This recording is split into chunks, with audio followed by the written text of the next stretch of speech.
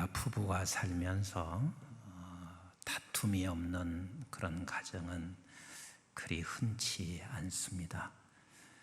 근데 아무리 다툼이 있어도 그리고 아무리 내가 화가 나고 불이 난다 할지라도 상대에게 평생 상처가 되는 말은 우리가 끝까지 삼가하시는 것이 그게 지혜로운 일입니다.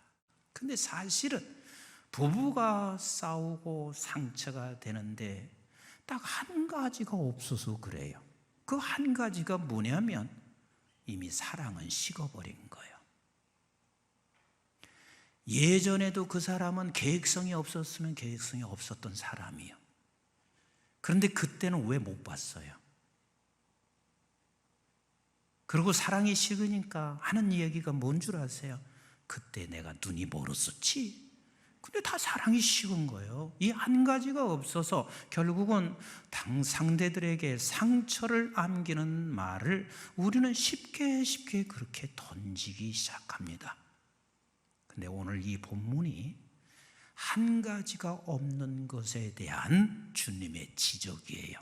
그 한 가지가 없는 것에 대한 지적인데 말씀은 길게 우리가 읽었어요. 그런데 이 길게 읽은 이 말씀 속에 한 가지가 부족하다, 한 가지가 부족하다라고 말씀하시고 계세요. 오늘 본문을 이해하는 게 그리 쉽지 않습니다. 만만치 않습니다. 지금 부자인 한 관리인이 예수님 앞에 찾아와서 선생님, 그것도 선한 선생님, 어떻게 해야 내가 영생을 얻을 수 있습니까? 하고 물어요. 벌써 이 질문 자체에서부터 이 안에 무언가 꼬여 있는 것을 주님은 아세요. 그때 주님께서 이렇게 대답하시죠. 19절 같이 한번 읽어보도록 할게요. 시작. 예수께서 이르시되 네가 어찌하여 나를 선하다 일컫느냐? 하나님 한 분 외에는 선한 이가 없느니라. 계속 읽습니다. 시작.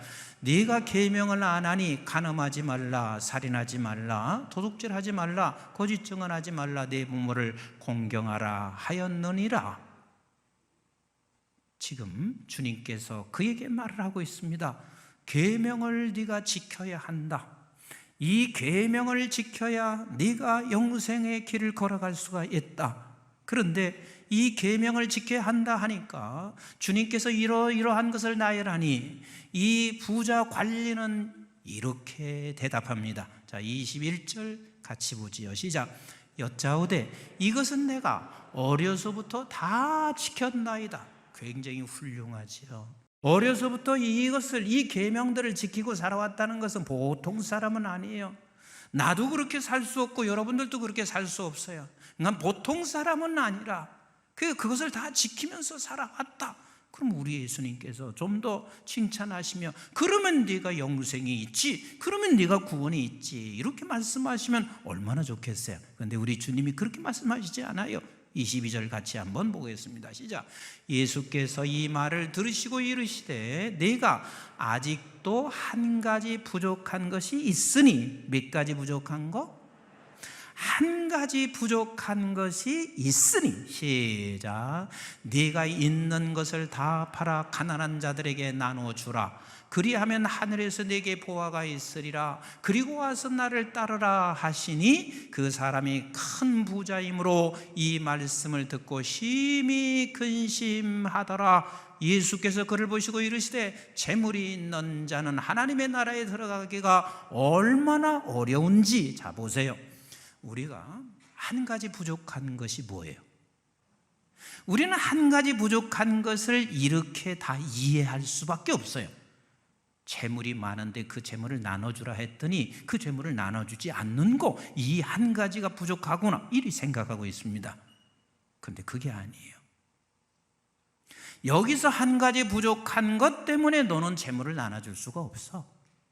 이 한 가지 부족한 것이 있음으로 말미암아 네가 지금까지 모든 율법을 다 지켰어도 결국은 너는 영생을 얻을 수가 없어. 이 한 가지 부족한 것 때문에 네가 그 많은 재산을 소유하고 있지만 나눠줄 수 있는 사람이 될 수가 없어. 그러면 그 한 가지 부족한 것이 도대체 뭔가? 24절부터 다시 한번 읽어볼게요. 시작. 예수께서 그를 보시고 이르시되 재물이 있는 자는 하나님의 나라에 들어가지 얼마나 어려운지, 낙타가 바늘귀로 들어가는 것이 부자가 하나님의 나라에 들어가는 것보다 쉬우니라 하시니. 자, 여러분들에게 물어볼게요. 부자는 하나님의 나라 갈 수 있다 없다? 다시, 부자는 하나님의 나라 갈 수 있다 없다? 있어요. 그런데 지금 언뜻 보면 부자는 하나님의 나라 갈 수 없는 것처럼 말을 하고 있습니다. 말씀하시고 있어요. 그래서 주님께서 이어서 26절부터 이렇게 말씀하시죠. 시작. 듣는 자들이 이르되 그런즉 누가 구원을 얻을 수 있나이까? 이르시되 무릇 사람이 할 수 없는 것을 하나님은 하실 수 있느니라 그랬습니다. 그래요. 어떻게 낙타가 바늘귀에 들어가서, 이건 불가능한 일이고 절대 그건 할 수 있는 일이 아니야. 그래서 구원이라고 하는 것은 하나님께서 우리에게 100% 주시는 은혜가 아니면 구원을 받을 수 없음을 지금 말씀하시고 계신 우리 하나님이세요. 아멘이신가요?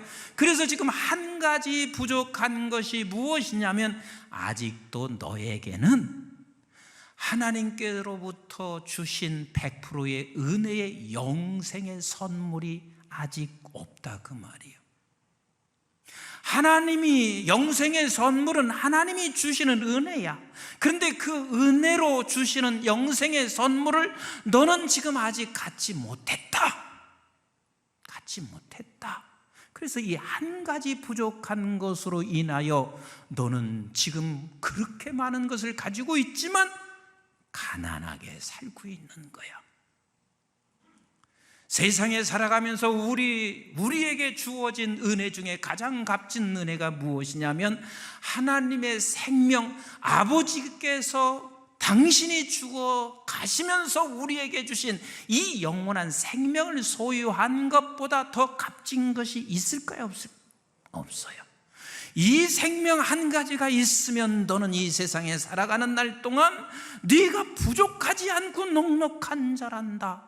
그러나 너는 네가 생각할 때 이 일을 행하고 이렇게 네가 살아갔다고 생각하고 있지만, 너에게는 한 가지 부족한 게 있어. 그 부족한 게 하나님이 주시는 은혜의 영생의 선물이야. 이게 없으니 네가 가진 것이 아까울 수밖에 없고 나눌 수 없는 너라는 사실을 주님께서는 지금 말씀하시고 계신 하나님이세요. 사실 하나님께서 우리의 영원한 영생을 선물로 주셨으면 우리 하나님께서 또 다른 건 안 주실까요? 다 주십니다. 근데 우리는 이렇게 말해요. 하나님, 근데 왜 이렇게 내가 힘들어요? 왜 이렇게 힘들어요? 제가 말씀드릴게요. 저는 아들이 셋인데 아들에게 조금 인색한 아버지입니다. 그래서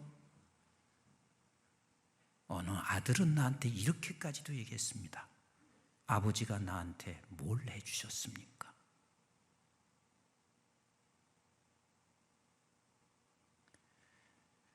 근데 큰 아들이 제대하고 오자마자 집 나가 그랬어요.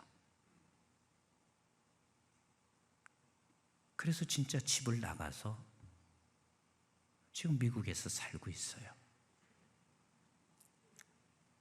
둘째 아들이 군대 제대하기 전에 너 제대하면 나가. 그래서 군대 제대하고 딱 하루 있다가 대전으로 나갔어요. 그럼 막내 셋째라고 해서 내가 봐줄 것 같습니까?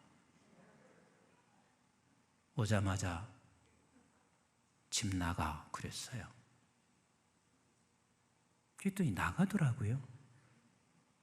그 열흘도 못 돼서 다시 들어왔어요. 한번 생각해 보세요. 아버지가 집 나가라고 할 때 자식 미워서 그런가요? 나는 가만히 생각해 보면 나만큼 자식 사랑하는 아버지가 흔치는 않아. 근데 나가라고 말할 때는 빨리 독립해라. 이제는 네가 살 길을 찾아가라. 아버지가 언제까지 너를 돌볼 수 있겠나? 사랑 안에서 나가라는 말을 하는 게 아니잖아요. 네 살 길은 이제 네가 알아서, 적어도 군대까지 갔다 왔으면 이제 네가 알아서 가라, 그 소리죠. 그러니까 사랑하기 때문에 아버지는 자식에게 훈련시키기 위해서 그렇게 정말 하기 어려운 말을 하는 거예요. 하나님이 그러십니다. 영생을 선물로 우리에게 주신 아버지께서 우리를 얼마나 사랑하시겠냐고요. 그럼에도 불구하고 우리에게 이것저것 다 주지 아니하시는 그 이유는 내가 너에게 원하는 게 돈인 줄 아냐? 내가 너에게 원하는 것이 너의 헌신인 줄 아냐? 아니, 나는 그게 아니야. 너는 반드시 어느 날인가는 네가 이 땅에서 이젠 떠나 하나님의 나라로 올 때 나하고 같이 거룩한 성품으로 닮아가기를 원하시는 하나님. 그래서 하나님께서는 끝없이 우리를 훈련시켜 가시는 거요. 그렇게 만들어 가시는 거예요. 세상에 인간의 아버지도 자식을 정말 사랑하기 때문에 하기 어려운 말을 던지는데 우리 하물며 하나님은 오죽하시겠어요? 오죽하겠어요? 이 부자는 아직도 내가 영생이라고 하는 이 어마어마한 선물을 네가 가지고 있다는 것을 네가 알고 있다면 네가 가지고 있는 것조차도 하나님이 주신 은혜예요. 근데 그 은혜를 나눌 수 없다는 것은 아직은 너에게 이 엄청난 영생의 선물을 받은 은혜를 모르고 있기 때문에 이 한 가지가 부족하다. 한 가지가 부족하다. 여러분이 이것을 아셔야 돼요. 이 한 가지가 부족하게 되면 세상의 모든 걸 다 가지고 있어도 그 사람은 부족한 자예요. 그러나 이 한 가지를 내가 소유한 사람이면 세상에 아무것도 갖지 않았어도 그는 부유한 자예요. 그래서 계시록 2장 9절에 주님께서 뭐라고 말씀하시냐면 서문학교회를 향하여 이렇게 말씀하시고 계세요. 야, 네 빈궁 알아, 네 환난 알아. 그러나 실상은 너는 부유한 자라. 왜 실상은 부유하다는 말은 너에게는 하나님이 주신 은혜의 영생의 선물을 가지고 있기 때문이야. 근데 라오디게아 교회를 향해서는 뭐라고 하냐면 네가 지금 부유하다고 생각하고 있지만 사실 실상은 너는 지금 곤고한 자요, 가난한 자요, 가진 게 아무것도 없는 자라는 것을 말씀하시고 계세요. 저는 우리 한국의 반반년 역사 속에서 저도 어렸을 때는 그런 생각을 했습니다. 야, 우리 세종대왕 없었으면 어떻게 할 뻔했나. 이렇게 좋은 글자를 주신 세종대왕이 내가 제일 존경해, 뭐 이렇게 이야기도 했습니다. 근데 지금은 제가 좀 바뀌어졌어요. 세종대왕 훌륭한 분인 것은 맞아요. 그런데 하나님, 이 땅에 복음이 없었으면 어쩔 뻔했을까요? 이 민족에게 하나님께서 복음을 주신 것이 얼마나 그게 감사한 일이고, 하나님께서 이 민족에 복음을 주셔서 교회가 성장하고 부흥하여 전 지구촌을 선교를 리더할 수 있는 국가로 삼아주신 게 얼마나 감사하고, 거기에 덤으로 경제 대국의 자리에까지 근접해 왔으니 정말 감사한 일이 아닐 수가 없어요. 그런데요, 제가 요즘은 너무 근심스러워 기도해요. 어떤 기도를 하냐면, 하나님, 경제 대국이 돼서 주님 버릴까 심히 두렵습니다. 주님 버리면 다 버린 거예요. 주님 떠나면 다 떠난 거예요. 그러다가 하나님께서 진노하시면 어쩔까 하는 이 두려움이 내게 항상 있어요. 사실 이 민족에게 예수님이 없는 것은 경제 대국이 돼도 그건 아무것도 아니에요. 그래서 제가 이렇게 기도가 나와요. 하나님, 가난해도 좁사오니 예수 버리지 않게 해주세요. 이건 우리 교회나 이렇게 아멘하지 잘 못할 거요. 가난해도 좁사오니 예수 버리지 않게 해주세요. 사실 우리 이 세상에 살면서 모든 것이 풍부해져서 예수님 떠나면 그는 다 버린 거고 다 떠난 것이고 있어봐야 아무런 의미가 없는 것이 될 수 있어요. 예수님, 영생을 소유하면 가지고 있지 않아도 부유한 자이고, 영생을 소유하지 않고 있으면 가지고 있어도 결단코 그는 부유한 자가 아닙니다. 저는 오래전부터 이 민족의 통일을 위해서 기도했습니다. 여러분들도 소원하시지 않겠어요? 하나님, 이 땅에 통일 주세요. 그리고 또 이렇게 기도해 왔었습니다. 저 북한은 치화자원이 남한보다는 많고 저 북한보다는 남한이 기술력이 뛰어나니 통일만 주시면 우리는 부강한 나라가 돼서 세계 1등 국가가 될 수 있으니 통일 주세요. 그런데 지금은 제 기도가 바뀌어졌습니다. 하나님, 통일이 돼서 예수님을 떠나고 통일이 돼서 예수님을 버릴 것 같으면 그 통일 나는 원치 않아요. 예수님 버리는 통일이 있다면 그게 무슨 의미가 있겠어요? 그만큼 우리에게 중요한 것은 하나님께로부터 주시는 은혜의 선물 영생인 것입니다.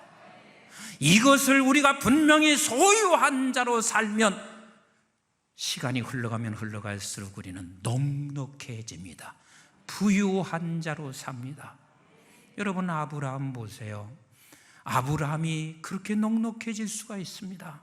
넉넉해질 수 있는 이유는 다른 이유가 아니에요. 그에게는 하나님이 그에게 채워지기 시작했습니다. 아버지가 채워지기 시작하고 나니 결국은 아브라함이 후에 가서 이렇게 하는 거 아니에요. 아들까지 드리라 할 때 아들까지 드릴 수 있습니다. 근데 그 아들까지 드릴 수 있는 것이 그게 결코 쉬운 일이 아니잖아요. 근데 그 아들을 드리고 있습니다.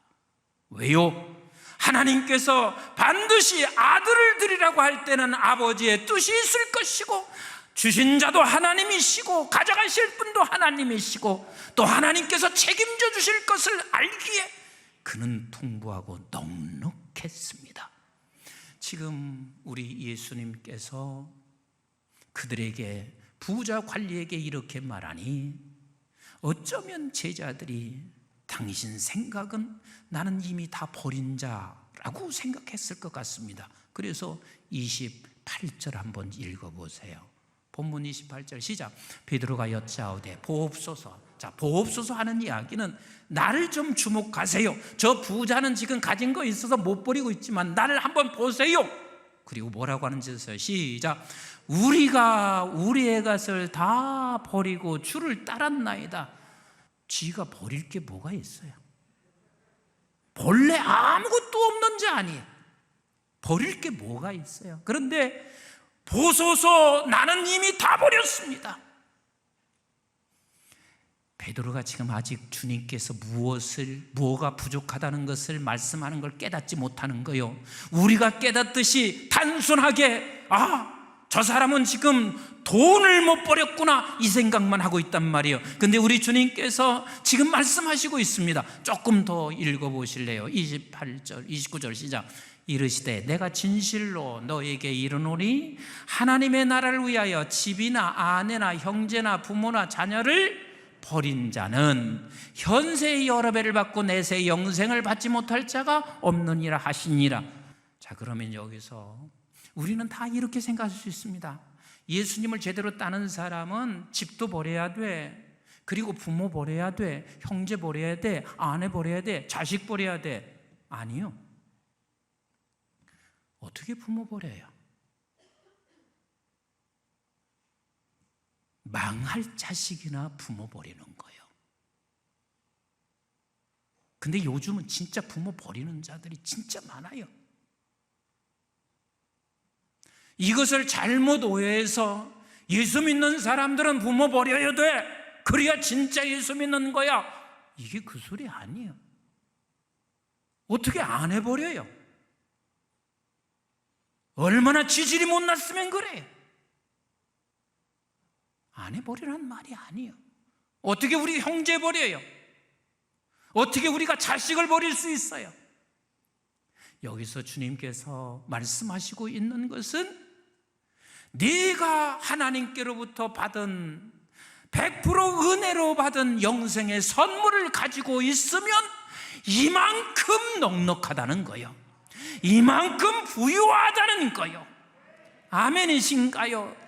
그 한 가지가 너에게는 부족하다. 오늘날도 이 한 가지가 부족하여 우리가 예수 믿어도요, 예수 믿는 사람의 실력이 나오지 않아요. 예수 믿는 사람이 그렇게 찌질할 수가 없어요. 예수 믿는 사람들에게는 이 한 가지가 부족해서는 예수 믿는 사람이라고 말할 수가 없어요. 그래서 아브라함이 22장에서는 당신의 아들을 그렇게 거뜬히 드리고 있습니다. 그게 아들이 그에게는 싫어서가 아니라 아들을 죽이는 자리까지 가고 있는 것은 하나님으로 그에게 완벽하게 채워졌기 때문에 가능한 거예요. 그리고 나서 23절에 당신 아내 사라가 127세에 죽었어요. 근데 아브라함이 약간 좀 정신 나간 짓을 해요. 정신 나간 짓. 당신 아내가 죽고 나서 정신 나갔나? 그래서 아내의 무덤을 사는데 너무 지나친 돈을 주고 사요. 우리 한번 창세기 23장 15절부터 한번 읽어보실까요? 시작.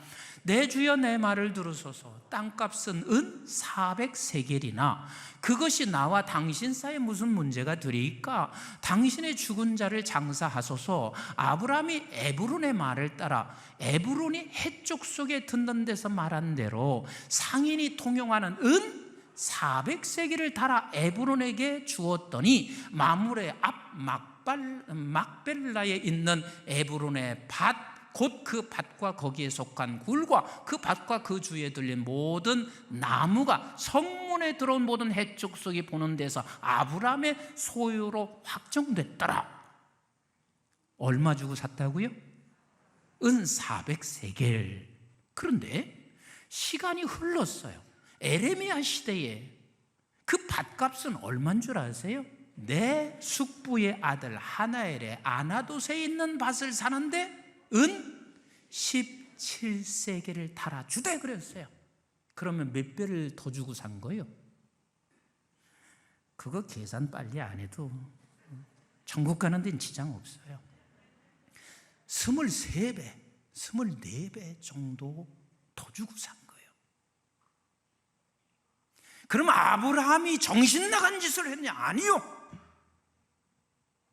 아브라함은 당신의 아내를 묻어야 할 필요한 장소를 구하는데 조금도 후히 주는 것에 대하여 아깝지 않았습니다. 왜 그런 줄 아세요? 하나님께서 필요한 것은 하나님이 공급하신다는 사실을 알고 있는 아브라함입니다. 작은 것 하나조차도 우리는 늘 가난해요. 그러나 한 가지를 가지고 있는 사람, 그 한 가지가 뭐라고요? 하나님께로부터 100% 받은 은혜의 영생의 선물, 이것을 가진 사람은 세월이 흘러가고 시간이 흘러가면 흘러갈수록 넉넉해집니다. 부유하게 됩니다. 사랑하는 성도 여러분, 금년 한 해 동안 여러분들이 한 가지 부족한 자가 아닌 한 가지를 가진 자로 살아가시기를 주의 이름으로 축원합니다. 그 한 가지가 내가 자랑스러워서 내 입으로 예수를 증거하고, 그리고 그 한 가지를 가지고 있어 넉넉하여 우리의 삶 속에 한 가지 가진 자의 삶을 살아내 예수 그리스도가 여러분들을 통해서 증거되기를 주님의 이름으로 축복합니다. 축복합니다. 축복합니다.